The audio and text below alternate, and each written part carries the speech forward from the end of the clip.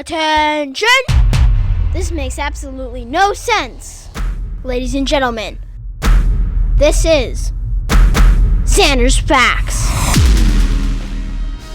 Hello everybody, welcome into the latest edition of the Zander's Facts podcast. I am of course the aforementioned Zander. It is Wednesday, February 14th, 2024. Happy Valentine's Day everybody. I think that you are going to love this podcast, which is why we're having it on Valentine's Day, even though I think y'all love every podcast we do here on Zander's Facts. This one, though, is a good one. This week, on episode 133, we are talking basketball, because as you all know, the Super Bowl football season, that happened on Sunday. Football season is over now, and so that usually means that a lot of fair weather fans tend to move over towards basketball. Now, if you're a fair weather fan, I'm not calling you out. I'm just saying that's what's happening. So, if you are not as well versed in professional basketball at this stage in mid-February, no fear, because we have our very own Zander's Facts senior NBA analyst Hillbilly, who is back on the podcast this week to update you all on the NBA. As we come up this weekend is the All-Star Game, so it's a great time to have a little NBA season update. That's what we got coming for you this week on the podcast. Before we get to that, just wanted to remind you all that if you like the Zander's Facts podcast, if you think you're going to like all the facts on this week's edition, remember to follow this podcast, download this episode 133, rate and review the podcast, check us out on all the socials, Threads, Facebook, Instagram, TikTok, at Zander's Facts. That is Zander with a Z. And most importantly, remember to tell all of your friends. Spread the facts, y'all. Tell all your friends about the podcast, the newsletter, Zander's Weekend Facts. If you didn't know, that's a recap of the week's top headlines. It comes out every Sunday morning. If you're not signed up, sign up in this episode's description. The link is there. Check it out. It is free to sign up. Also, check out the Zander's Facts link tree. It's also linked to this episode's description, because that has all the Zander's Facts links that you need, including where to find all past 132 episodes of the podcast, usually probably wherever you're listening to this podcast. But make sure if you've missed any of our past episodes and you're interested in them, to go back and listen to any of our past 132 podcast episodes wherever you get your podcasts, including last week's Super Bowl preview. I know it's already happened, but you just might want to go take a look at my prediction that I made last week. Spoiler alert! It was a pretty fact-filled prediction. So, we're not talking about football anymore. We are talking about basketball, and I want to get straight to our Zander's Facts senior NBA analyst, Hillbilly. He is back on the podcast this week, providing an update on the NBA season with just about 2 months to go before the playoffs begin. So it's a big time to get to basketball, y'all. Let's get to it, as we are talking NBA season update with our Zander's Facts NBA analyst Hillbilly right here as the Zander's Facts podcast continues.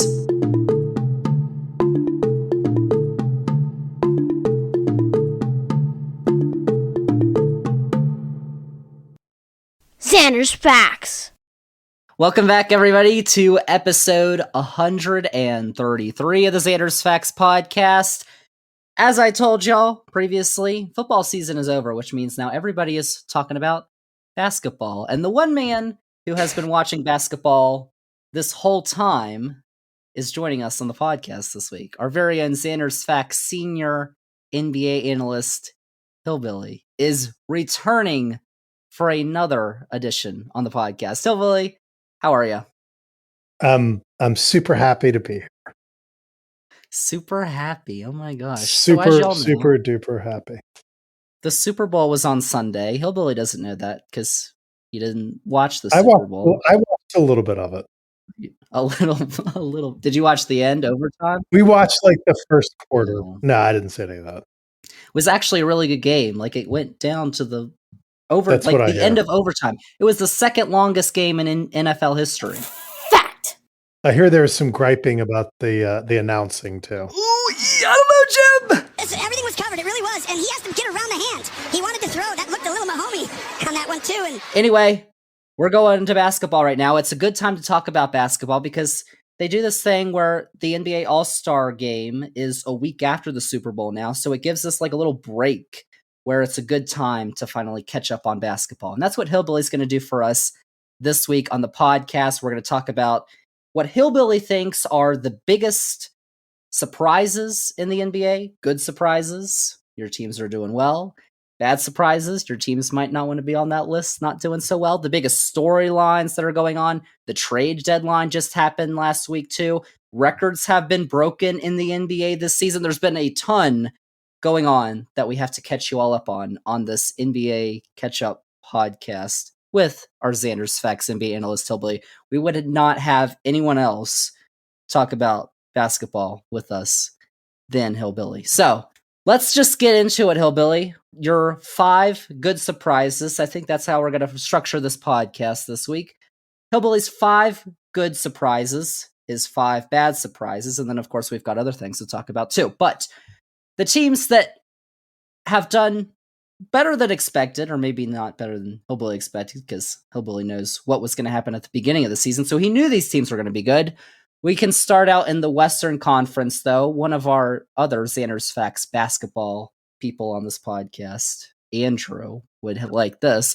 The Oklahoma City Thunder are number 1 on your list, Hillbilly, for probably good reason. They are tied for second right now in the West. They're just a half game back. 36-17 is their record. They lead the league in field goal percentage, blocks per game, and deflections. They're second in net rating. They're third in 3-point percentage, fourth in steals, and they're fifth in offensive and defensive rating. And Shai Gilgeous-Alexander is an all-star starter, and he leads the league in steals. But from what you've seen, Hillbilly, how have the Thunder maintained their consistency at the top of the West this season? Because it hasn't been like they just got there. They've been there this whole time. Yeah, they've been either first or tied for first or second for at least a month or two now. And it's really remarkable to see it. I mean, we knew at the beginning of the season when we did the preseason show that the Thunder were really in an incredible position to do really well, really quickly with a really young team. What I don't think anybody really realized was just how good Chet Holmgren was going to get and how quickly. I think we figured he would probably be a good defensive player right off the bat. It turns out he's a great defensive player immediately. And then he's also just very, very talented offensively, which is, I think, the part that really caught, most people by surprise. He's still shooting, almost 40% from the 3-point line, shooting well over 50% for field goals. He's doing it really well. And they have kind of gotten away with being able to play him at center, which, he's a real mismatch for a lot of centers out there. So, you look at just how good this team is and how quickly they've gotten there. And it really is remarkable. I mean, Shai Gilgeous, you said at the introduction to him that, he's going to be in the All-Star game. I mean, he's pretty much a lock to be a first-team All-NBA player at this point. Now that Embiid's out of the discussion, which we'll talk about later, he is probably in the top 3 for MVPs right now. He's just one of the best players in the league. And, we talked about him at the end of last year a little bit too, talking about how he's already a good enough player to be the best player on a championship winning team. And this year, he's doing what he did again last year, but even better, and just showing that's who he is. But, the remarkable thing is guys like Jalen Williams, who is in his second year, and Chet Holmgren already putting in like all-star caliber seasons, and how good they are now. But each one of them is kind of showing that they're at least going to develop into players that can be, at a minimum, I think, the second or third best player on a championship winning team. And, it's starting to look like maybe they're already there. The stats that you brought up in the beginning are dominant for any team. It's just the fact that they're doing it so young. It's kind of reminds you of the last time the Thunder were good. They've got this amazing young talent, and we'll see if they're better at keeping it together now. But one thing that they have that the Oklahoma City team didn't have with Kevin Durant, Westbrook, and Harden is a mountain of draft picks still. They already have the players. They're already demonstrating it this year that they have the players on the roster now to do it. But they have all of these draft picks coming up. And, they're able to use that to help, keep the roster together or, help keep the machine kind of going. They're able to do things like take slight little risks on someone like Gordon Hayward, which they just picked up at the trade deadline. He's a player that, if everyone remembers, big time college player, was doing great in the NBA. Then he got injured playing for the Celtics in his very first game as a Celtic. And everyone's kind of forgotten about him because he doesn't play that. He only plays about half the time now. But while he's playing, he's still really productive. And the Thunder only had to use a second round draft pick to get him. It's really brilliant moves like that to bringing guys like that in, which is why they're competitive now. Well, can I ask you a question? Has Chet played LeBron James yet in the NBA? Yes. You remember last year, the man is still a twig, but and actually, the Lakers have given him trouble because they still are figuring out with the bigger teams with players like Anthony Davis and Minnesota's Rudy Gobert. He can have a little bit of trouble with guys that are like that big and strong. Someone like Embiid can just kind of put him in the rim. But he's better than at least I thought he would be about kind of compensating for that. And I think he's played basically every game. He might have missed one or two games so far this season. So been really resilient too. That is pretty good. He just needs to get rid of the facial hair because it looks disgusting. He has had 4 blocks in a game this season, though. Only a man named Victor Wembanyama has more blocks this season. Yet Victor Wembanyama is not leading his team to the success that Chet Holmgren's No, and he's not shooting with the same efficiency, and he's not doing some of the things that Holmgren does so well. Like when he gets the ball and he's got a little bit of space for a 3-pointer, but his guys closing out on him, he makes that decision like instantaneously. Do I have time for the shot, or do I need to, try to attack the closeout? And he makes the decision. He makes the correct decision really quickly, and it's stuff like that, especially at his age, he just really has a lot of advantages. And Chet also is 4th in the NBA in blocks per game. He's averaging 2.6 per game this season, which is kind of crazy for, I guess, is he technically a rookie? Because he didn't play last season, but it's his second year. He didn't play at all last season, so it's just like Embiid. Yeah, that's true. Okay, well, Embiid also missed his first year, and then he had his rookie year late. And it's funny because when they're the inevitable comparison is to Victor Wembanyama, who the Spurs are. There's absolutely zero reason to watch that team at all because it's awful this year, except for him because he is so remarkable. And of course, there's going to be, we're seeing now when we see just how good Chet is, that this looks like a budding rivalry, for a long time. And the Rookie of the Year race is really interesting. Towards the beginning of the year, I think it looked like Chet had it sewn up, but I think that Wembanyama's really kind of caught up.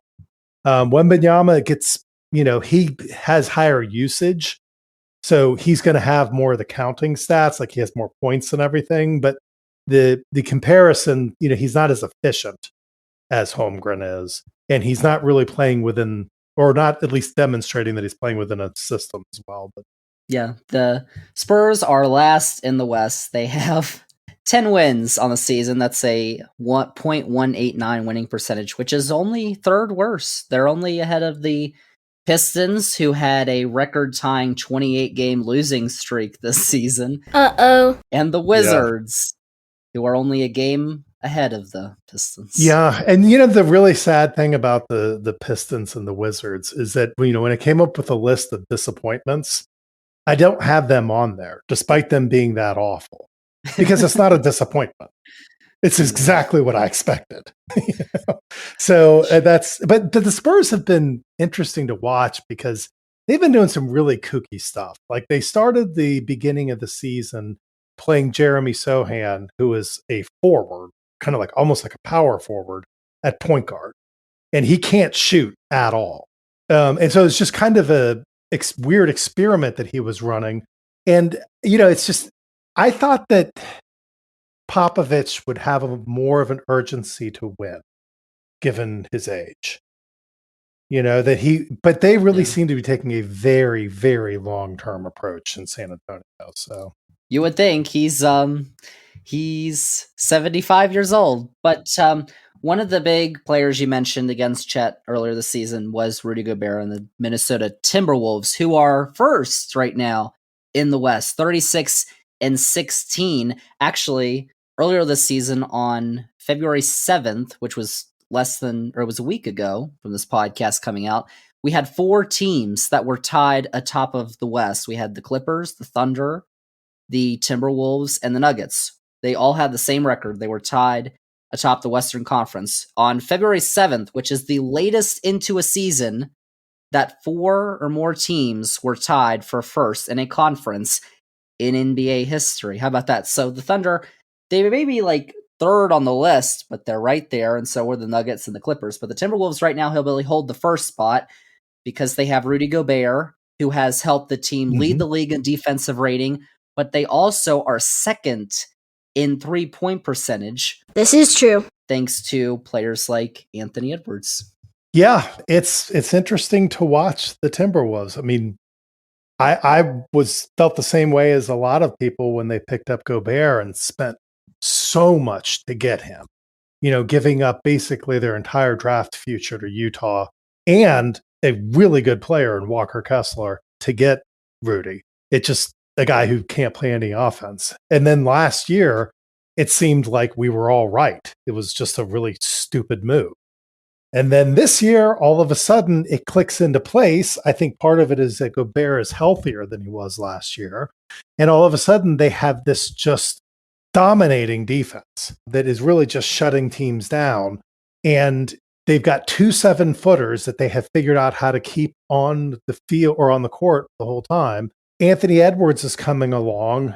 He's really starting to, everyone's been kind of talking about him as a future star for a couple of years now. And this is the year where he's really starting to put it together.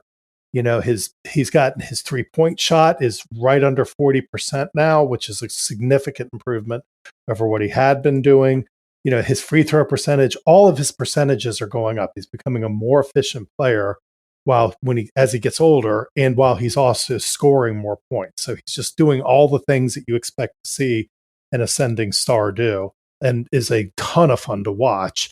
I still kind of worry about the Timberwolves a little bit as far as being a contender later, just because of who's running the offense. They rely on Mike Conley so much, and he does a good job for them. But Mike Conley, I mean, if you can remember him back, he was the point guard with Greg Oden at Ohio State. Whoa. He's been in the league for a really long time, and they really depend on him. And when he's out, their offense has just been awful. And in close end of game scenarios, they don't perform as well as they might. Kind of worry about their offensive ability going in to the playoffs, as defenses really get a chance to clamp down on it. But they are fun to watch, and the defense is just amazing. And Mike Conley's 5th in the league in 3-point percentage. He's almost at 45%. He's playing really well. The problem isn't the way he's playing. It's just how reliant on him they are, because Anthony Edwards isn't really going to be that kind of play facilitator like Conley is, and certainly not going to be Cat. And Gobert you really don't want him running the offense. No, he's better inside. He's second in the league in rebounds per game at 12.5. But I was just going to say, he is remarkable. He has pretty much got a stranglehold on Defensive Player of the Year, right? Already, like unless he really falls off, I think he's got it this year. He's not even an all-star, which just goes to show even the coaches didn't vote him on to the reserves, which I thought was surprising because he's obviously so valuable to this team. You look at the turnaround, but I guess it's just offense is, what's most important. Yeah, the fact that he's only averaging 13 points a game, basically. Yeah, but he's basically single-handed, well, not single-handedly, but been by far the biggest reason they have the best defense in the league, too, or consistently ranked towards that. I think you mentioned it, but a common characteristic those first 2 teams have on your good surprises is, at least for me, that I wouldn't count on these teams to be contenders later in the season, especially when you look at the other teams we have in the West. One of them, who I think we're going to talk about in a little bit on the good surprises, but the Thunder and the Timberwolves, both of whom, you remember the Timberwolves, was it last year the Timberwolves won the play-in game and then they celebrated like the NBA Finals? Yeah. It just goes to show that these teams they haven't been to the Western Conference Finals or the NBA playoffs or the finals before. And we saw the Grizzlies the last couple years who were finishing second in the West. They didn't have the experience and then they faltered in the playoffs. They also had a lot of injuries and their Ja Morant was in the middle of imploding. But well, and now the Grizzlies, we're not going to talk about the Grizzlies because they're not worth mentioning right now. Not this year. But I will say with the Timberwolves, and the Thunder, as far as being contenders go, it seems it's unlikely, but it also does happen every so often where a team just ascends very quickly. Mm-hmm. And then like the Warriors did, where, 1 month you have Charles Barkley saying a jump shooting team could never win the finals. And then all of a sudden it's like they just rewrote the NBA and things are different, And of those two teams, I do see the Thunder as being a little bit more like that. I mean, if they're kind of zagging while the rest of the league is zigging with, size, and they figured something out where having a mobile big like Holmgren out there, they can just run all of these other centers down. Who knows what that's going to do in the playoffs? It's really unlikely that either one of those teams has the maturity and the experience to do it. Like those teams don't know how hard it is to play in the playoffs yet, and how deep you have to go, I guess. But they both do seem to really be ascending quick. Yeah, well, I mean, who knows what could happen? We've got 2 months left in the regular season too. I mean, these teams could absolutely falter to end the regular season. I wouldn't be surprised to see either one. I mean, the Thunder have trailed off recently. It kind of seems like they're having a harder time getting up for every game. It'll be interesting to see what happens because again, like you saw with the transition from the Heat and the Spurs, who were the two dominant teams when LeBron was with Miami, to immediately the next year Golden State sweeping the Cavs with LeBron and just changing the NBA, how that shift happened. There could be a shift this year. We'll find out. We'll talk about that later on when you're back on the podcast closer to the playoffs. Let's go to the East now for a little bit and talk about the number one team in the East who have the best record in the NBA, the Boston Celtics, who are 5 games ahead of the second place team, who's also on this good surprises list. So we'll talk about them in a little bit, but they also lead the league, the Celtics, who were 1 game away from the NBA Finals last year, represented the East in the Finals 2 years ago. They're first in rebounds, blocks per game, 3-pointers made, net rating, and 40% of their points come from 3-pointers, which is also number 1 in the league. But Hillbilly, they're the only one of 2 teams who are in the top 5 of the net rankings, the offensive rating, and defensive rating this season. The Thunder are also the other. It's a fact. The Celtics, because of their roster makeup, you trust the Celtics a lot more. Yeah, well, kind of. I worry about the Celtics when it comes to injuries. And I do still have some lingering doubts about how they're going to perform in late games in the playoffs because they still show a lot of the same stupid stuff they do.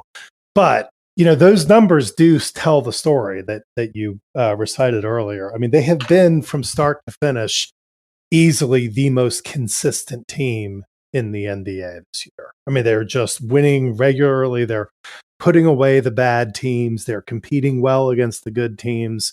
They don't really have any holes in their 6-man lineup. It's just after that 6th man that you start to worry a little bit because that's when you start to get into the Luke Cornettes of the world who can be okay, but not necessarily. And one of those 6 players is Al Horford, who's, I think, 72 years old this year. I mean, he's been around forever. And the other is Kristaps Porzingis, who typically gets injured late in the year every year. And, we'll see. Hopefully that won't happen because Porzingis has just been absolutely fantastic for them.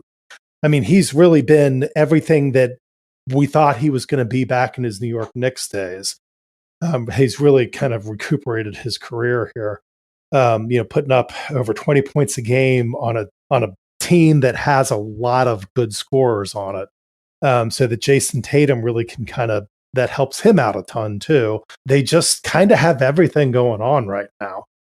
But I was watching them play the Nuggets a few weeks ago, and it was a game in Boston. It came right down to the wire.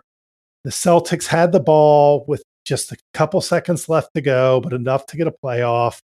They get it to Tatum, and rather than drive strong to the rim, he does get in the paint, but he does this stupid little fall away where he's obviously just trying to draw a foul. And everybody knows he's going to do it, so nobody fouls him. And it just puts up this pathetic shot at the end that bounces off and they lose.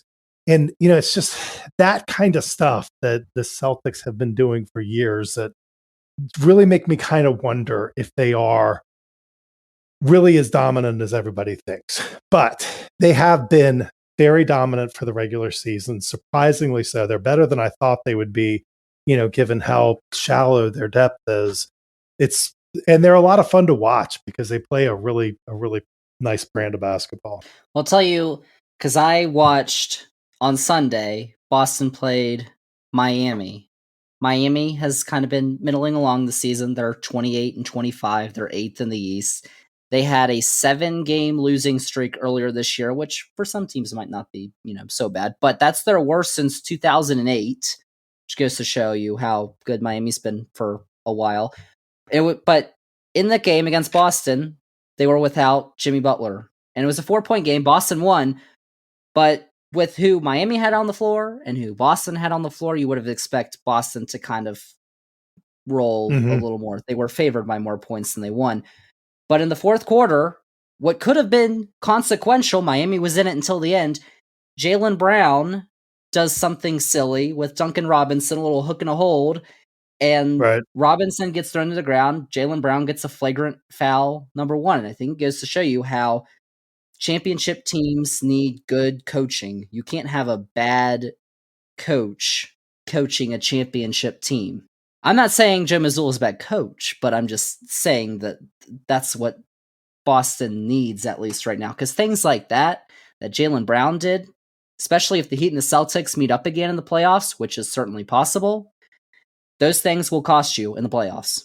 Yeah, and I think that I mean it's tough to tell with Mazzulla just how good a coach he is, but I don't know how strong a presence he really is there. And Boston's the kind of team where, when you have your best player is a guy like Tatum that isn't necessarily like your vocal leader in the team. I don't know that has that strong, gravity and presence about him that a lot of the really great players do, or at least it just kind of hasn't shown yet. I mean, he seems like a really good teammate and obviously a fantastic player, but just that kind of guy that's going to make sure that everybody is on and focused, when it's time and when it really matters. And so if the coach isn't either, that, maybe that's part of what's been going on with Boston over the years. But I mean, the other thing to remember is, we get spoiled with Boston. They're good every single year. So it feels like Tatum's been around forever. He's only 25 years old.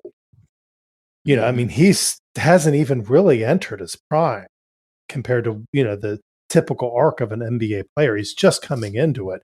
I think Jaylen Brown's only like a year older than him. So, they're still actually getting better, probably, and probably more mature and smarter. Hopefully we'll see that in the playoffs for them. But, I think the Heat game that they had is just kind of that's what to expect. Like if those two teams meet up in the playoffs, good stuff. Yeah, I remember, when like the year that the Bucks won the championship, they did demolish the Heat in the playoffs that year. But typically that's not what happens. Typically the Heat are very competitive until you really just finally beat them to death. Like last year in the championship game, they were just beat by that point. But I mean, they really they went out fighting as much as they could. And, you expect that. Like if they're in a playoff series with Boston this year, it's going to be a knockdown, drag out fight that I think Boston would probably win, but I think Miami would have a good shot at it. Listen, that would be the third year in a row they met in the playoffs because they've met in the Eastern Conference finals the last 2 years in a row. But back to your good surprises list, Billy. Number 4 on this list, we have to go back to the Western Conference for, is the Los Angeles Clippers, who are tied with the Thunder for second. They're only a half game back of the Timberwolves. Russell Westbrook is on that team. Russell Westbrook isn't even, one of the best players they have on the team, but he is still, here's a fact for you, the second player in NBA history to have 25,000 career points, 9,000 career assists, and 8,000 career rebounds, LeBron James. So it's nice to have him on your team with James Harden, Kawhi Leonard, who was third in three-point percentage and fourth in steals in the league, and Paul George, who is fifth in three-pointers made this season for a team that is first in the league, Hillbilly, in three-point percentage, and is right at the top of the West, which you would expect if you have Kawhi Leonard and Paul George on your team. Yeah, well, if you have a healthy Kawhi Leonard and Paul George That's on your true. team, which we just never have. If you remember last year, I picked the Clippers beginning to go all the way because I thought like eventually they have to have a healthy year. And that when they do, they're so good that, I don't know that anyone is better than them in the West. I mean, maybe the Nuggets, but I don't know. The way Kawhi is playing this year is just, it's absolutely incredible to watch him. He is every bit as good as any player in the league right now. He's not in the MVP running, and shockingly, they gave first team or a starting all-star nod to LeBron over Kawhi, which is a tragedy. LeBron was the Kawhi's having a captain. much better He wasn't just I a know. starter. He was the captain. It's so stupid. Kawhi is so much more valuable for his team this year. It's not even close. And so, it stinks to watch that. But, everyone that's watching, like you said, he's not just really high in three-point percentage this year, where he's shooting 45.5% on a pretty high volume, scoring, over 24 points a game. His field goal percentage for someone that's typically in the perimeter is at 52.8%, which is fantastic. He's rebounding, but I forget what you said, if he was like third or fourth in steals. He's back to being that defensive player that can just shut someone down. The Thunder, who, obviously I can't, gush enough about, when they went to LA to play him a couple weeks ago, Kawhi was on Shea at the end of the game, and he just shut Shea Gilgeous-Alexander down, which nobody has been able to do that all year. He's good for 30 points every game. He's just, it's remarkable how much it's come together with the James Harden trade, with Russell Westbrook accepting his position, on the bench. They're just full of talent, ton of fun to watch. They're well coached. You can't help but root for them. I mean, the poor Clippers with one of the worst histories in the NBA. So it's a good season, and it's just fun to watch them. And they're getting a new arena pretty soon, right next to the what is it called? The SoFi Stadium football. It's right. First off, I don't understand. They have the Forum right there, but they're building a new arena. Why not just build that there? I don't know.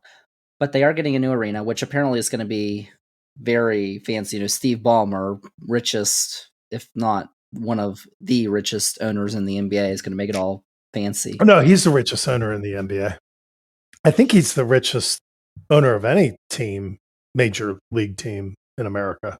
That was a fact. But they'll have that pretty soon. So and if those two players can obviously start to build perhaps a championship winning team, it could happen this year, it could happen next year, but that's a good way to open a new arena and separate yourself, because when they play in Staples Center, they have to cover up all the Laker banners. Yeah, it's really sad. Whoever's job that is, that sucks. Yeah, no, and they've got a team to root for. I mean, they play really tough. It's really easy to root for them, at least in my experience. I've watched a lot of Clippers this year, and I'm normally not a fan of James Harden at all. He's playing so good right now. He should be an all-star himself. I mean, he's right at that level. And I think it helps to the fact that in Philly, he was one of two guys. It was him and Embiid, and now he's third behind Kawhi and Paul George. Yeah, and they've got other really good players on that team too.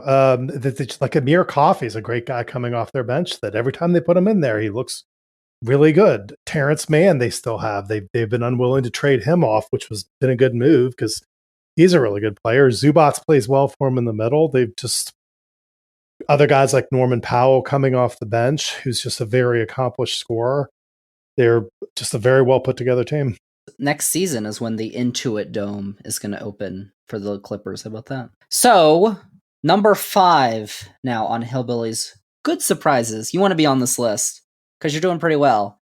The team that, as of Monday night, when we're recording this podcast, Monday, February 12th, holds the longest active winning streak in the NBA at 9 games. The Cleveland Cavaliers, who are second in defensive rating in the league. Now they're second in the East, 5 games back of the Celtics. That probably goes to show you how good the Celtics have been this year because the Cavaliers are 35-16. Donovan Mitchell is second in the league in steals per game. He's 5th in points per game. And admittedly, Hillbilly, I haven't watched many Cleveland Cavaliers games. So how have they been able to finally put it together? Because this is what they envisioned when they traded for Donovan Mitchell a couple years ago. Yeah, I think this is pretty close to it, being firmly in contention for a championship run, which I think is where they are. And it's crazy because if you had checked in about 2 months or a month and a half ago or so, you would have thought they were about to trade one of their major players, maybe even Donovan Mitchell, just because things were not going well at all. It was really kind of a disappointment. And then Evan Mobley gets hurt, Darius Garland gets hurt, and you think, well, now they really are going to tank. Like maybe they'll trade away Evan Mobley. Who knows? It's just not working out. And then Jared Allen and Donovan Mitchell figure something out together. They go on this crazy winning streak where they are just destroying teams by like 30 points. It seems like every night I turn them on, they're just destroying the team in front of them. And then now we've gotten Evan Mobley back and Darius Garland have come back, and they have, while they were gone, it's kind of like the team figured it out. And so a little bit worried when those players came back, like, are they still going to have that kind of, are they going to be able to gel like that? And they've come back and just found their roles. Evan Mobley's finally shooting 3-pointers so that they can stretch out the floor. It's really, really encouraging to watch them. And I'll tell you, their coach really deserves a lot of the credit for it, in making that happen and finally seeing how to get this team that, from a roster construction standpoint, they have a lot of redundancies. Evan Mobley is a lot like Jared Allen. And Darius Garland is a lot like Donovan Mitchell. And that's not typically a good thing for, your 4 best players to be that much like each other. But they've managed to figure it out. And they are right now in an East that doesn't have a lot of stability outside of Boston. They are right up there. I mean, I don't know that I could see them beating Boston in a 7-game series. But if like Porzingis were to get hurt, the Cavs are one of the teams that could kind of swoop in, take advantage of the vacuum at the top and make it to the finals. Okay. It's kind of interesting. I kind of think of them as the Thunder of the East, but the Cavs have more experience. Maybe not playoff experience, but even in Donovan Mitchell's one of the best playoff performers in NBA history. I mean, you look at his numbers in the playoffs and he's right up there with like the Kobe Bryants and the Michael Jordans of the world. Spida. Just incredible playoff performance. So what he's capable of doing at least. But yeah, I mean, they've both got a lot of young teams. I mean, Donovan Mitchell's still a young player. It's just remember that while those two teams are that close to each other, the Thunder are also sitting on a mountain of draft cap. Like the same amount that a team like Detroit has, who has nothing. They could draft Bronny. Yeah, they could waste a draft pick on him though. In all seriousness, though, they could throw one away too high on him just to kind of make that happen. That also means you could get a year of LeBron James, You could, which probably wouldn't be the worst thing for them. So LeBron James. So Cleveland is they're performing really. They're 9-1 in their last 10 games. as I said, longest active winning streak in the league, and they're second. That's 5 points behind Boston. Boston has kind of separated themselves at the moment, but they're ahead of a team that we're going to talk about that is on Hillbilly's bad surprises in the East. We're not going to start with them, though. Those are Hillbilly's 5 good surprises. Thunder, Timberwolves, Celtics, Clippers, Cavs. They're all doing really well. They're all top 2, 3 in their conference. Congratulations. Let's go to the bad surprises. Hillbilly and the Lakers, the Los Angeles Lakers, who currently are sitting in 9th place in the Western Conference. We can talk about the in-season tournament here because they are the winners of the inaugural in-season tournament, which I feel like a lot of people were, while watching it, got swayed over to the side that, okay, this is a fun thing to watch. This is a thing that's going to be here for a while, because even the group stage games that you watched, the teams played harder. Statistically, the games were closer. And then you get to the Las Vegas, and it was kind of just cool how to watch the LeBron James playing for a trophy in December.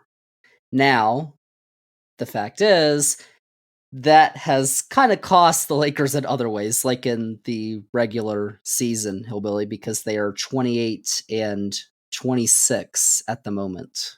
Yeah, it did. It's at least a coincidence. I don't know. I mean, they immediately after expending a lot of energy in the in-season tournament, because LeBron has to have that trophy, they go on to, they only win like 2 out of their next 13 games. And they just go right back down in the standings. And then what's really disappointing from a Lakers, if I was a Lakers fan, which I'm, obviously not, but if I were, what's really disappointing with this team is that they are middle of the road. They've been there pretty much all season. They're in 9th right now. They've typically been right around there, right around this the 500 mark. Yet they couldn't ask for more from a health standpoint than what they've gotten from LeBron James and Anthony Davis. I mean, out of a possible, I think it's 54 games, Anthony Davis has played in 50. You can't, that's a miracle for Anthony Davis. Like, this may be the healthiest year he's ever had. Maybe he had another one when he was younger, but it's definitely the healthiest year he's had in a long time. Definitely did not expect that. And LeBron's played in 48 games. So they have not missed significant parts of it, and they still stink. Or not really stink, I guess, but they're just middle of the road, which makes you wonder, like, what is their upside this year? And what's the chances that Anthony Davis and LeBron James aren't going to get at least one significant injury between them? And what is a 500 team that the Lakers are going to look like when either one of them misses a significant amount of time? Austin Reeves has been better recently, but, we really kind of thought he was a budding star for the Lakers that they had gotten, stolen in the draft, really. But he had a really rough start to the year. Like I said, he has been playing better recently, but he's not really developing as that, big time member of like a big 3 type player that people thought maybe he could be. So it's just been a little bit of a disappointing year for them. LeBron is sending out stupid little emojis or whatever, at opportune times to try to get the conversation about him. And, the Lakers didn't do anything at the trade deadline. I don't think they made a single move.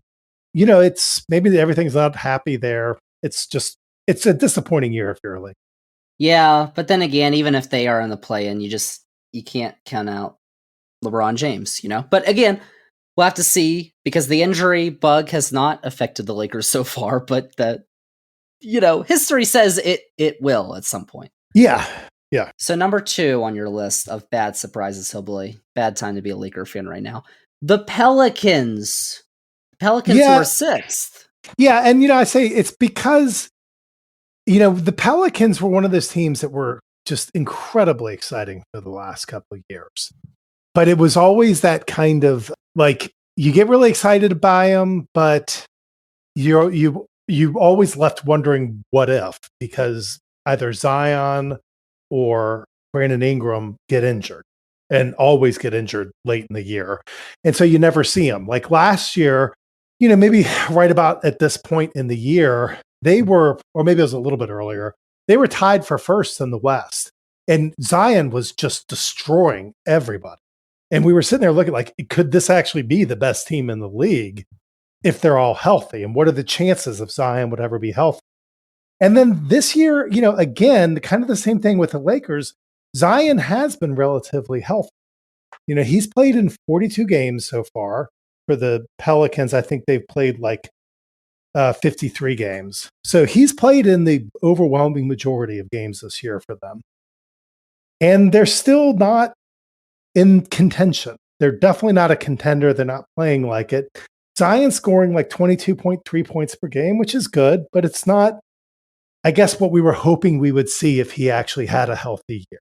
And the thing that's discouraging about Zion from my standpoint is like, if this is what he is, do we really see him as having the kind of discipline to make himself into an even better player? It seems unlikely. Yeah. It's a shame because the Pelicans are really well put together. They've got a lot of other really awesome players. They have built their general manager, who's the same guy that was in Cleveland with LeBron. He's really put together an awesome team that's just looking for a superstar to take it over. And Zion, even when he's healthy this year, is not filling that role. Now, he's still really young. So, maybe he will grow into it, but he just, I don't know. Every time you turn around, it seems like he's doing something else, but he's only 23 years old, so who knows? Yeah, you never know, but it hasn't looked so great for Zion so far, just because of the injuries and the way he's taking care of himself, like you said. I want to move on to this next team, though, Hillbilly, because you like to follow this team a little bit, I think. The third place team in the East, that would be the Milwaukee Bucks. Milwaukee Bucks, by the way, who are first in the league in restricted area field goal percentage, and also first in the league in number of coaches this season. They have 2. Cool facts, bro. Yeah. Would you like to tell us about what is going on? A team that was second, I believe, in the East when they fired their coach, who they hired before the season started, and replaced him with a coach named Doc Rivers. Yeah. Well, if you watch the Bucks, every time you watch one of their games, you're amazed at their record because you're like, how can they have a record that good when they're playing this? I mean, the defense has been just abysmal all year long. And I knew that Damian Lillard had a bad reputation as a defender, but man, he has been horrible defensively. And they just don't have anybody around Giannis and Lillard anymore. Chris Middleton seems like he's going to be kind of maybe about an average to above average player. And then after that, everybody else on the team is below average, I guess, except for Brook Lopez, who's still, a really good player. They just have not been replenishing the talent. You look at how a team like Boston is managed, where every move they make is a smart move, bringing in players that really work out, like Derek White and Porzingis. And then you look at the Bucks, and they bring in Jay Crowder, who's just washed out. They bring in Joe Ingles, who's not even on their team anymore. All the moves that they make to try to keep, the team going around Giannis are just not working out. I hope maybe Doc Rivers, he doesn't seem to be the best coach in the world. I mean, record-wise, given the talent that he's had. But maybe he's a big enough name where he can get people to listen to, because if they could just buy in defensively. It's been really disappointing to watch the Bucks, but I still think the Bucks are a contender just because if they could buy in defensively and just get it okay defensively, they've got that 1-2 punch with Damian Lillard and Giannis that in the playoffs, that kind of very difficult to stop offense, even when your defense is as focused and geared in as it is in the playoffs, having an option like that even a totally tweaked defense can't handle that kind of thing is really valuable in the playoffs. And so I still think that they could get there. And Giannis has been going absolutely ballistic this year. He's having a fantastic year statistically, but if you watch him, I mean, he cares desperately about every single minute of every game. He's diving for every loose ball, driving the coaches crazy because he just plays like a maniac. You can see how much he wants to win again, which makes me a little bit worried for Giannis's future in Milwaukee because, I could see them being a contender if they figured some things out, but I could also see it getting ugly quick because they just have so little talent backing them up and Giannis getting pretty upset about the way things are there. Yeah. Obviously, when you have Giannis Antetokounmpo, I think you're going to be a contender. He's third in the league in points per game, first in fast break points per game, and points in the paint. But the fact that they fired their coach, who wasn't there for 2, 3, 4, 5 years, he was there for 40 games, and they let him go. Now, that doesn't happen very often in the NBA where they fire a coach and then immediately they hired a new one. They don't just have an interim. The Hawks did it with Quinn Snyder a year or two ago, but we Didn't don't see work that out. in the NBA. How I have to know what your reaction was when you heard that they fired Adrian Griffin. Well, I wasn't surprised. I mean, a few weeks or maybe a month before that, you had the incident where Giannis refused to come out of the game, just openly defiant of the coach, just like, I'm not going to do it. And he just sat at the scorer's table, and it was just humiliating for the coach. And you could tell Giannis had already had it with him. And, obviously the Bucks will do anything Giannis wants, to desperately trying to keep him in Milwaukee. So, you could tell the writing was on the wall. I mean, the people joke that his brother Thanasis Antetokounmpo, who's also on the team, is the most untradeable player in the NBA. That's like right. You could offer the Bucks whatever you want. They will not trade that guy because they just don't want to piss off Giannis. So it wasn't really surprising to see that. I think they had to make a move. And I mean, things really were not going well. The defense was just awful. He initially, this coach, he was an assistant coach in Toronto last year, and he was running their defense. And their defense was great, but they had a totally different type of roster on Toronto than we do in Milwaukee, where you have the big bigs, in the middle. And Lopez, who's not, as good as he is, he's not the most mobile guy in the world. And he tried to install that same system in Milwaukee, and he just stubbornly kept trying to do it, where you have Brook Lopez, playing up on pick and rolls, not dropping in coverage, which is what he's good at doing. And he looks awful out there on the perimeter defensively. It's misusing the talent. And he was just stubborn about doing that. You could see that he was losing the team. I think it was the right move to make, getting rid of him. Probably shouldn't have hired him in the first place, but I guess you never know. And I think getting Doc in the middle of the year, I think if you're going to make that kind of a move, you need to do it with somebody that has a lot of gravity and a lot of reputation like Doc does, so that maybe he can get everyone to listen to him and try to salvage it. It does. So I have to ask you, if you could predict, what do you think is going to happen under Doc Rivers? Because it hasn't started out so well. They've played 7 games since he first coached against Denver. They've lost 5, won 2. They're beating the Nuggets right now by 16 points in the third quarter. So maybe they'll win that one. But it hasn't started out so well. That doesn't mean it's going to, go badly the rest of the time. But what would you predict is going to happen the rest of the season? Well, I mean, I think they'll wind up being a good team just because, Damian Lillard and Giannis Antetokounmpo are remarkably good. They just, like I said, they don't have anyone around to help. Mm-hmm. But, at this point, you can't really expect anything from the team this early in Doc Rivers' tenure. There's no way that he's installed a system, gotten everybody on board with what he's doing. I think you have to throw, these last couple weeks out. It's really going to be after the All-Star break that we'll start to see, when he gets a little bit of time with his team, a break in the games to kind of really get his team the way that he wants it. Then we'll start seeing after the All-Star break. I worry about that team, and I worry about Giannis there. Oh no.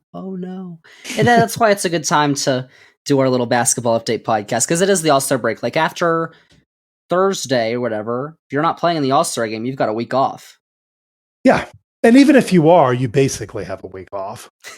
I mean, they don't take anything. I haven't watched one of those games in a long time because they're just off. But they still have a lot of extra time with their teams, try to kind of restart.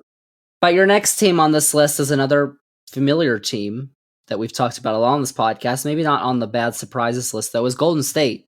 The Warriors are below the Lakers at the moment. They are 10th in the West. They have a 500 record, 25-25.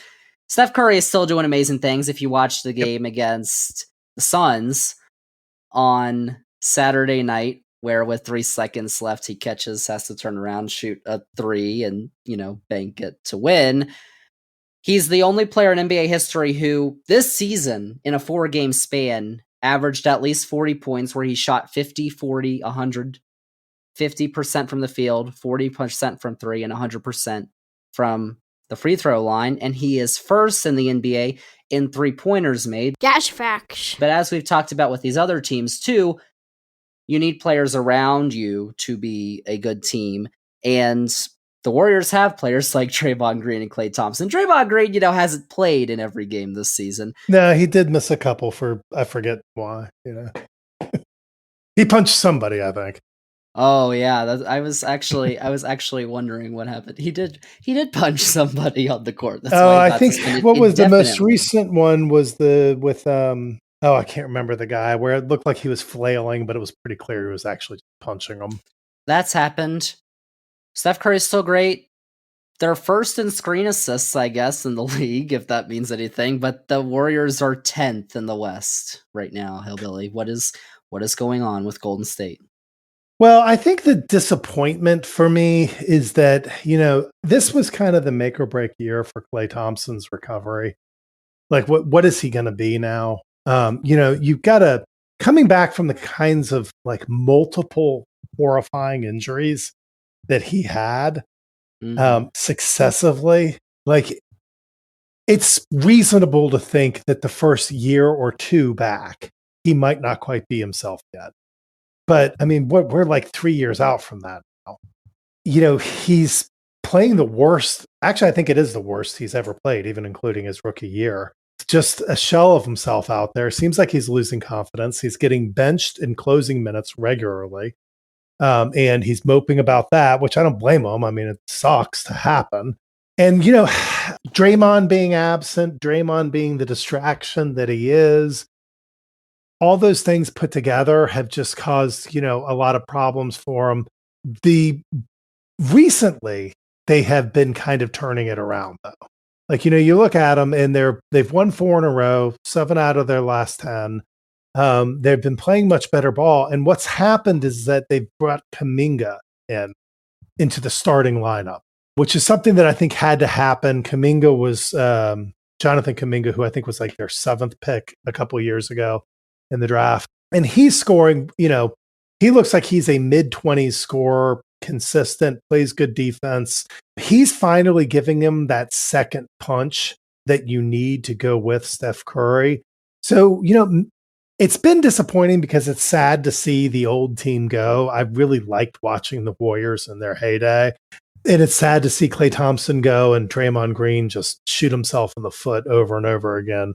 But, now we are seeing guys like Jonathan Kuminga step up, and Brandon Podziemski, who's their rookie this year, has also been playing really well for them as he gets more minutes. He's closing out games instead of Klay Thompson recently. Mm-hmm. So maybe they're onto something and they'll get back to it. I mean, Steph Curry is still, he is the player. If it's the very, very end of a game, in the playoffs and it's, tied up or in clutch minutes, who else do you want other than Steph Curry? I mean, he is the greatest shooter in NBA history. He's always confident, never seems like the moment's too big for him. So, who knows? It's tough to count the Warriors out, and they are doing better now, but they do have a lot of issues with a lot of the players on their team this year. I think the issue is that they don't have Jordan Poole anymore. And Jordan Poole absolutely killing it in Washington, D.C. Isn't that right, Hillbilly? Yeah, he's having a forgettable year. I think Washington was really hoping that they would be able to kind of do a reclamation project on him and burnish up his credentials a little bit by giving him a lot of usage and then trade him back off. But he's almost worthless now. No, it it hasn't worked.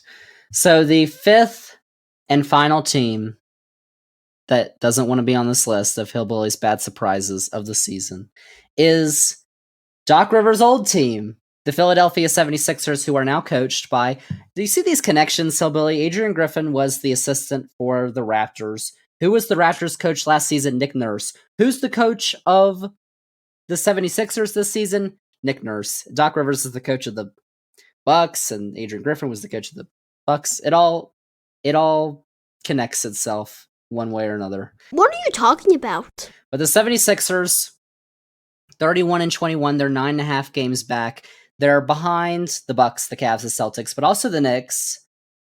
The Knicks, who I think we're going to talk about in just a second when we get to the trade deadline.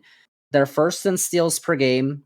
Tyrese Maxey is the second youngest player in NBA history to score 50 points in a game and have no turnovers. Jason Tatum was the only one who was younger. He was 31 days younger when he did that. But the big thing is, Hillbilly, Joel Embiid, their best player, who is now injured, might miss the rest of the season, too. What's going on with that? And obviously, if he is missing the rest of the season, that's it for Philly. Oh, yeah. No, I mean, well, look what's happened to Philly since he went out. I mean, they went from being one of the best teams in the conference right up there with Milwaukee, because this was before Cleveland's recent surge. They were the ones that were nipping at the heels of Boston, and now they've lost 8 out of their last 10 since Embiid's been down. They're just it's crushing what happened. Embiid was, I to my mind, I mean, I know that there are some advanced stats that say that Jokic is better still this year in the regular season. I mean, in the playoffs, I'd take Jokic in a second, but just in the regular season. But to my eye, watching them, Embiid was absolutely monstrous this year. I mean, his scoring was just absolutely absurd. I mean, when he got injured, he was scoring over 35 points per game on 34 minutes. Most in the league. Yeah, best in the league. And he was doing it on very efficient shooting. I mean, one of the things about him is that he is like the opposite of like a Shaq or a Giannis that, you foul at the end of the game. He is one of the best free throw shooters in the league. He shoots almost 90% from the line, and he's 7'2" and monstrous. Yeah. It's incredible to watch him play. And, his scoring, I think it's Wilt that has the all-time record for scoring average in a year, and it's like 50-something points. You can argue that this is more impressive because Wilt played almost 48 minutes a game. He never came out. He played every minute. If you extrapolate it out from minutes played, Embiid's actually scoring. Well, and the quality he's playing against, too. And, of course, the quality he's playing against, which is something you can never really measure, I guess. But, yeah, I mean, it's absolutely remarkable what he's doing. And so much fun to watch. I mean, it's just, you're watching just absolute greatness. I mean, between him and Jokic, you're watching two of the very greatest centers to ever play the game. I mean, it's got to be reminiscent of watching like Wilt and Bill Walton play. But sadly, he's not there. And it stinks because, a couple weeks ago, I would have had the Philly on the positive side as far as, they're a good surprise. They got rid of James Harden. That had to end. It wasn't going to end well, but it did exactly what everybody in Philly was hoping. It gave Tyrese Maxey room to breathe, room to grow, and show that he's incredibly good. We kind of knew this from last year that he is just a really amazing player, but he has really shown it this year. And so to see all that happening, it sucks to see it. It stinks for Embiid. I think he's going to be 31 next year. So, I mean, do we really anticipate that, he's going to be able to continue playing at this level? I would hope so because of how much fun it is to watch, but the whole thing just seems grim. Yeah, I can see why that's a bad surprise because his injury, which Jonathan Kuminga fell on his leg, and so he injured his meniscus. And then they were like, well, it might be okay. And then ultimately it needed surgery. And so the fact that the NBA.com headline is Sixers hopeful Joel Embiid can return from the injury this season tells you, I think, what you need to know. Yeah. Yeah. And hopefully he'll be okay for next year and they'll be able to make a run. The Sixers have some ammunition, with draft capital, and, good contracts on their team that they can use to get better. And I think they may have made an aggressive move at the trade deadline, but they already knew at that point that Embiid was out. So I think it kind of kept them from doing it. All right. So Hillbillies, good surprises, bad surprises, as were the NBA All-Star Game is supposed to be like the halfway point of the season. We're well past the halfway point of the 82-game season, but it's a nice stopping point to reassess, especially with football. All the energy that consumes it's now gone. So to wrap up this podcast, Hillbilly, I know you wanted to talk about the trade deadline for a little bit, some of the teams that may have improved over the trade deadline. I know it happened last week. ESPN had their big trade deadline special, which I didn't watch. Didn't hear much about what happened on the trade deadline, except for possibly the Knicks. The Knicks, who are already in fourth in the East, doing pretty well under Mr. Tibbs, Tom Thibodeau. What do you think about New York in the East? 8 games back right now of Boston. Yeah, and playing well. It's crazy to see it because of the Knicks that I've known for the last couple of decades, where they've just been one of the most poorly managed. They're a lot like the Washington Redskins were with Dan Snyder. I mean, they would chase after old veterans that have bloated contracts and just waste their money on that, never really build a team the right way. And now it seems like the Knicks are actually doing that. I mean, earlier this year, they made a move with Toronto to get OG Anunoby, who is a defensive menace, one of the very best defensive players in the league. And you put him with Thibodeau, the very defensively minded head coach of the Knicks, and it's just a match made in heaven. They at the trade deadline, they bring in a couple more players on smart salaries. It's interesting to watch how they're building this team, and yet they're still retaining their big knockout or their big home run swing for the offseason. In the event that a player gets disgruntled with their team, they have, I think, 8 tradable first-round picks. So they could go after just about any level of player and add it to the team that they have now, which is just built for a superstar to be around it. Jalen Brunson, who, just that name must make every Dallas Maverick fan shiver that they gave him away for absolutely nothing. And he has burgeoned into a guy that really probably should be the starter on the All-Star team this year, over Damian Lillard. Just a fantastic player, great role players all around them. And then they could add, a big talent in the offseason. It's New York. People might want to go there, especially as they see that it's finally a well-run team. Like, if things were to go completely south in Milwaukee and Giannis got frustrated, New York could be a destination for him. Wow. And New York knows that, and they finally put themselves into a position to do stuff like that. And it's just got to be a super encouraging time to be a Knicks fan to finally get through this. How about that? And that's what the league wants too. They finally want the Knicks to be relevant in Madison Square Garden, And it looks like they're getting there. Wow. How about that? I will say, before we move on to our final thoughts, one team that we didn't really talk about that I guess I could say, understand why you put the 5 teams you did under good surprises, but the Pacers, I'd argue, Hillbilly in Indiana, who are hosting the All-Star game this year.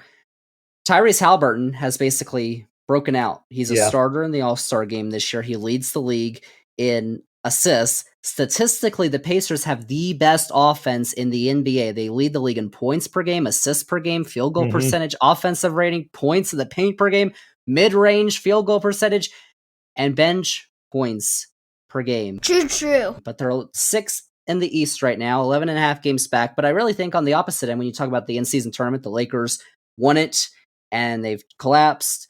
The Pacers were surprised to get to the final. They lost it, but I feel like it's really helped them. Yeah, they are the league pass team to watch. I mean, because they score like 150 points every game, and the other team usually scores about 140 points every because they're not playing any kind of defense. But their offense has been this historically good all year long, and they just got Pascal Siakam a couple of weeks ago from the Raptors. Bringing in an all-star level talent to go along with this team they have. As you say, Tyrese Halliburton has absolutely ascended. I mean, he is the future of the league at point guard. If it wasn't for Shai Gilgeous-Alexander, I think you could make an argument that he's the best young guard in the league right now. And it's tons of fun to watch them. They're constantly going up and down the court. It is a lot of fun to watch them, but they don't play anything that looks like defense at all. So it's tough to see them going too far with the things the way they are right now. But it is a lot of fun to watch, and they're definitely on the upswing. Oh, there's 4 teams who have a worse defensive rating than the Pacers, but they're the Wizards, Hawks, Pistons, and Hornets. So not good company you want to be. Yeah, they're down there in the cellar with that. Yeah. But do you think potentially you get into the playoffs? They're a 6 seed right now. They play a 3 seed. The Bucks. If it was Bucks Pacers right now, I feel like it could be interesting. And the Pacers have owned the Bucks this year. They've humiliated them in some of their matchups. Have just been horrible. So yeah, I could absolutely see that happen. Just a team that I feel like we might be talking about a little bit when we talk in 2 months for our little playoff preview, the Indiana Pacers. So finally, as I mentioned, Hillbilly, the All-Star Game is happening this weekend in Indiana. It's only the second time that Indianapolis is hosting the All-Star Game, which I feel like doesn't make sense because the state of Indiana loves basketball. First time since 1985. So I don't really understand that. But it's happening this season. They put a basketball court in the airport in Indianapolis, which is pretty cool. But the fact that they had to revamp the format this year, bring it back from the draft they had, where the 2 captains drafted their teams to the East-West. There was one year, it was 2020, right before COVID, after Kobe Bryant died, where they did the Elam ending format at the end of the game, and that was exciting. And then the next year, it wasn't. And I feel like they might be moving away from that again this year. So I don't know. It just doesn't feel like it.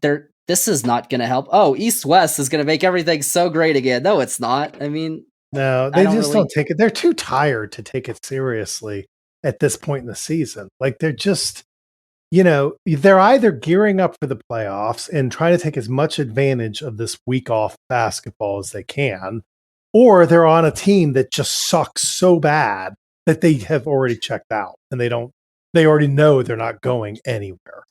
And it's just, the All-Star Game is just bad. It's what it is. I don't know how they can fix it, but we have to show that out because that is happening this Sunday. The only reason I watched last year is because they had the alternate cast with Ernie, Kenny, Shaq, and Charles, and I'll watch anything they commentate. So that was actually enjoyable. But the game was terrible. That's terrible.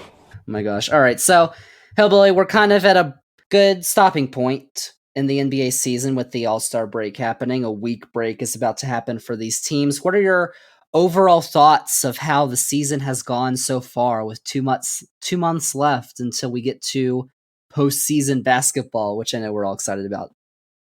Well, I think it's been a really great season so far and really exciting. One of the things that we talked about in the preseason was the level of talent that's in the league this year and how it's just more than I think it's ever been. And it's because you've had those different stages of these almost generations of players, where you have you still have guys like LeBron and Kevin Durant and Steph Curry killing, well into their NBA dotage. And then you have, the players that, like Embiid that are like 30 years old, the players around him like Giannis, Jokic. And then you have the players that are younger than that like Doncic and the other players that are more around 23 years old, but they're all playing at superstar levels. They're playing at a high level earlier and longer than they ever have been. So you have all of this talent. But what we're seeing this year, I think, is that the talent is so well dispersed in the league that there's just so much more parity than there has been in previous years. I mean, you could call Boston Celtics the favorite to win, and they are the favorite. You know, if I had to pick one team, they are probably who I would pick. But I have really big doubts about them. And then everybody else in the East is kind of hovering right around the same mark. And then out in the West, you essentially have a four-way tie for first place right now. Mm-hmm. I mean, the Denver Nuggets are in fourth place. They are half a game out of first place. So it is like it changes every night. I think 2 nights ago, or maybe even last night, the Thunder were first. You know, it keeps changing.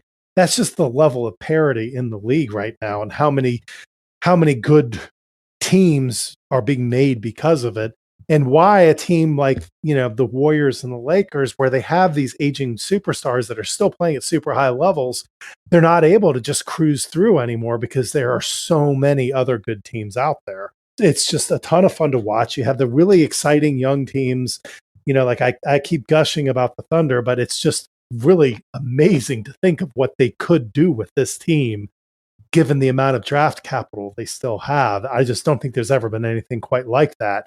And they've got maybe the best general manager in the league pulling or pushing the buttons on it. So just a lot to be excited about. I think we're really going to see things take maybe a little bit more shape as far as like what teams are actually going to be now after the All-Star break, leading into what is probably going to be a really good postseason. How about that? You heard it her first, y'all. We are just in time. All of us who were absorbed in other sports. It's time for basketball. Hillbillies let us all know that it's been a pretty good season, and I don't think it's going to stop being a pretty good season, especially with, as Hillbilly just mentioned, all the parity that we've talked about the last few years too. Since the Warriors dynasty really has ended, I guess, there hasn't been a new one that has grown. You could, maybe the Nuggets, if they win the championship again, you could start to but see they've that, only won one this year, and the Nuggets are kind of right there in the mix. Like they're probably my number 2 team that I would pick, but it's really close. And the thing with the Warriors, remember, you know, what they were really, really good before they got Kevin Durant, but it was Durant that just put them into that level of good lore, like right up there with the 98 Bulls. But that happened because of a kind of financial anomaly in the league, because of the salary cap just exploded that 1 year where Kevin Durant was available and could do it. It was a really weird confluence of events to make that. Generally speaking, the parity in the league, it's stronger than it's ever been. Good to know. Absolutely. Which makes it fun to watch a ton of teams. So y'all, there you have it, our little NBA update at the All-Star break with, of course, our Zander's Facts senior NBA analyst, Hillbilly. Thanks again for coming on the podcast. No, thanks for having me. It's fun. Zander's Facts. Thanks once again to our Zander's Facts senior NBA analyst, Hillbilly, for coming back on the podcast. Once again, he's like, I don't know the official numbers, but he is definitely the most frequent guest we have had on the podcast, and we love it when he comes on and gives us his facts. So that is it for episode 133. Those are all the facts I have this week. Thank you all so much for listening. If you liked the facts that you just listened to on this podcast, remember to follow this podcast, download this episode 133, rate and review the podcast. Check us out on all the socials. I'm on Threads, Facebook, Instagram, TikTok, all those at Zander's Facts. That is Zander with a Z. And most importantly, remember to tell all your friends. We like to call it spreading the facts around here. Tell all your friends about the podcast, the newsletter, Zander's Weekend Facts. Also, our YouTube channel, Zander's Facts on YouTube. Make sure you go subscribe to the YouTube channel. You can watch this episode with a nice background while you're watching. It's so nice, calm, cool. Go do that. And then check out the Zander's Facts link tree, because that has all the Zander's Facts links that you need for where to get the podcast, the newsletter, the YouTube. Everything Zander's Facts is on the Zander's Facts link tree, which is linked in this episode's description. So, There you have it, y'all. Lots of facts on episode 133 of the podcast. Next week, we are not doing a new episode of the podcast because we've had too many facts recently. I've got to catch my breath. So next week, we're just doing a Zander's Facts flashback. But listen, if you haven't listened to the podcast that we are going to flashback to next week, you might want to listen to that. And even if you have, you might have missed some facts, which is why I always like to do a Zander's Facts flashback periodically because we have a lot of facts on this podcast. You might miss one. So make sure to stay tuned for that next Tuesday, episode 134. Our next new podcast is coming out in 2 weeks on February 28th. Usually that'd be the last day of February, but this year we've got an extra day, y'all. It is a leap year. 2024 means we got an extra day, so February 29th is the final day of February this year, y'all. I don't know why I'm excited about a leap day, but it's like you have an extra 24 hours to do stuff. Like, it's kind of cool. I know it's a Thursday, but either way, I'm excited about that. So stay tuned for episode 134 in 2 weeks. Our Zander's Facts flashback is coming up next week. But that is it, y'all. That is a wrap on episode 133 of the Zander's Facts podcast. Thank you all so much for listening. And we'll see y'all with episode 134 in 2 weeks. No religion, no anything. Hurt the Bible, hurt God. He's against God, he's against guns.